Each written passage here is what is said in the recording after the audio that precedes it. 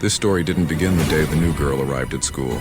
It began the moment 3 boys shattered her prosthetic arm. They thought they'd get away with it like always. But the second they heard her father's name, their faces went pale. It was a name the entire town feared. A name people avoided speaking after dark. The hallway buzzed with its usual chaos, but today there was a strange tension. Students whispered and stared as the new girl walked in. Layla, quiet, soft-spoken, long black hair, and a metal prosthetic arm that clicked faintly when she moved. She kept her eyes down, walking slowly as if hoping to slip through the world unnoticed. But quiet kids rarely stay, and at the end of the hallway stood Raheel, Cameron, and Danish, the school's self-appointed kings. Raheel elbowed his friends. "Check it out." "Robot girl," Danish smirked. "Bet she's got USB ports," they laughed. Layla didn't respond. Her silence irritated Raheel, who whispered to his friends, "She's an easy target." Little did he know how much trouble this would cause. In class, Layla kept her prosthetic arm tucked under the desk. A friendly girl beside her said softly, "If anyone messes with you, tell me, okay?" Layla smiled shyly, but it was tired, heavy, as if she'd lived through storms others couldn't imagine. Her phone buzzed. She looked at the screen. Fear flickered in her eyes, and she turned the phone off immediately. Something about her wasn't normal. Something bigger was hidden. At lunchtime, the boys watched Layla with mischievous grins. Cameron sneered. "Prosthetics are strong, right? Let's test it." As Layla walked by with her tray, Raheel blocked her path. "Hey, quick question. Is that arm real? Or downloaded from a video game?" "Please move," Layla whispered. Danish tapped her metal fingers. Cold, creepy, and then it happened. Raheel grabbed the prosthetic arm and pulled. A loud crack echoed. The joint snapped. The arm fell to the floor. The cafeteria went silent. Layla trembled, but she didn't scream. She picked up her broken arm and ran. Everyone watched. No one did anything. The principal called the boys in. "Do you realize how expensive a prosthetic limb is?"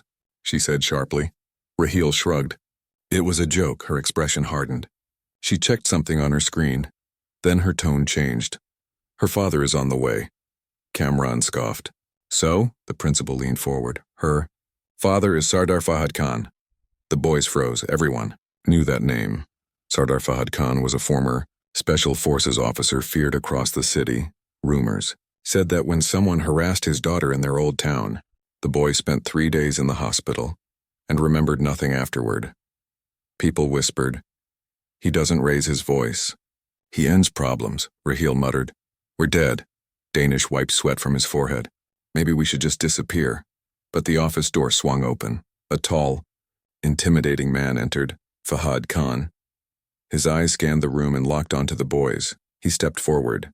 "Which one of you broke my daughter's arm?" Silence. The principal pointed at them. All 3, Fahad approached.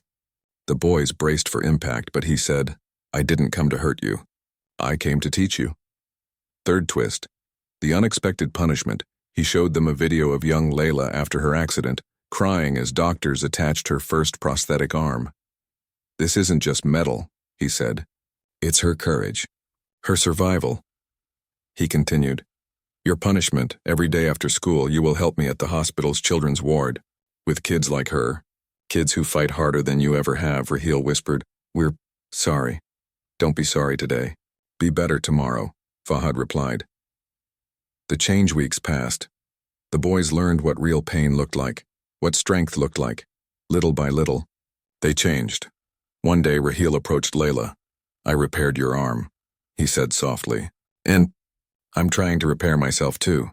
Layla smiled, truly smiled. Final twist, the father's last words after school. Fahad met the boys. "You kept your promise," he said. Raheel nodded. "Thank you for not giving up on us." Fahad placed a hand on his shoulder. "Strength isn't hurting the weak. Strength is protecting them." The boys never forgot. That year, 3 bullies learned that one broken arm could fix 3 broken hearts.